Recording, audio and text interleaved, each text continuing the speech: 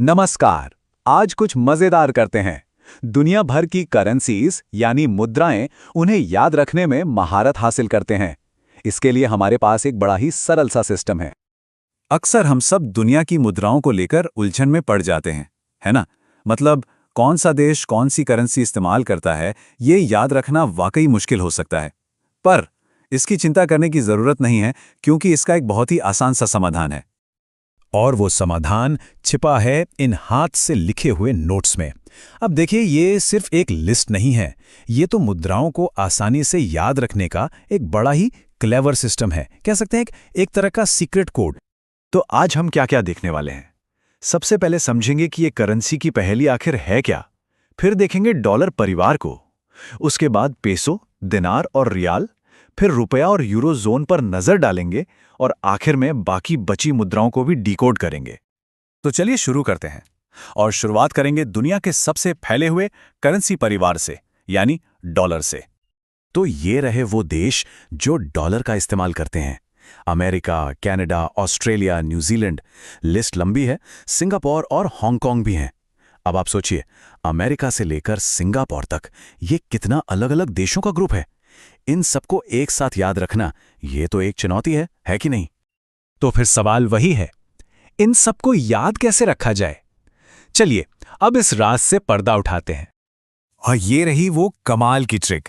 ये निमोनिक मतलब याद रखने का तरीका देखिए। अ, का, आ, न्यू, सिंहांग। हर अक्षर का एक मतलब है। अ से अमेरिका, का से कनाडा, आ से ऑस्ट्रेलिया और ऐसे ही आगे। है ना एकदम आसान? चलिए अब तेजी से आगे बढ़ते हैं और देखते हैं कि यही तरीका 3 और जरूरी करेंसी परिवारों पर कैसे काम करता है। अब बारी है पेसो परिवार की। ये बड़ा दिलचस्प है क्योंकि ये लैटिन अमेरिका से लेकर सीधा एशिया तक फैला हुआ है। मतलब क्या गजब का ज्योग्राफिकल फैलाव है। तो इस लिस्ट को याद रखने के लिए नोट्स में एक बड़ा ही आसान सा फ्रेज है, मचिया फिल्म। बस ये एक छोटा सा फ्रेज इन चारों देशों को एक साथ जोड़ देता है। अच्छा, अब बात करते हैं दीनार परिवार की। इसमें जो सबसे खास बात है वो ये कि दीनार अरब दुनिया के कई देशों को आपस में जोड़ता है। इससे एक मजबूत रीजनल कनेक्शन साफ नजर आता है। और इसे याद रखने का तरीका ये रहा अगला निमोनिक। कु बह ज इर ली। बिल्कुल सीधा साधा, जो इन पांचों देशों को एक ग्रुप में बांध देता है। ठीक है, अब खाड़ी क्षेत्र यानी गल्फ रीजन की तरफ चलते हैं और उन देशों को देखते हैं जहां रियाल या रियाल चलता है। तो यहां भी वही फंडा है। ये निमोनिक खाड़ी के इन सभी देशों को बड़ी आसानी से एक साथ याद रखने में मदद करता है। सौ, ई, ओ, के, य। चलिए अब डिकोडिंग को आगे बढ़ाते हैं और 2 और बड़े जोन पर फोकस करते हैं, रुपया और यूरो। ये देखिए, रुपया परिवार के लिए जो नोट्स हैं वो साफ साफ इसके भौगोलिक जुड़ाव को दिखाते हैं। मतलब ये करेंसी एक खास इलाके में केंद्रित है। और रुपया परिवार को याद रखने का तरीका है भा, पा, ने, श्री, इन। ये इस पूरे क्षेत्र के देशों के नामों को जोड़ता है, जिससे इन्हें याद रखना बच्चों का खेल हो जाता है। अब बात करते हैं पावरफुल यूरो परिवार की। यहां कुछ देशों का एक सैंपल है जिन्होंने यूरो को अपनाया। ये इकोनॉमिक इंटीग्रेशन यानी आर्थिक एकीकरण का एक जबरदस्त उदाहरण है। और इन बड़े यूरोपीय देशों को याद रखने की ट्रिक हमारे नोट्स में ये दी गई है। फ्रा, ज, स्पे, ईपू। बिल्कुल सीधी और असरदार।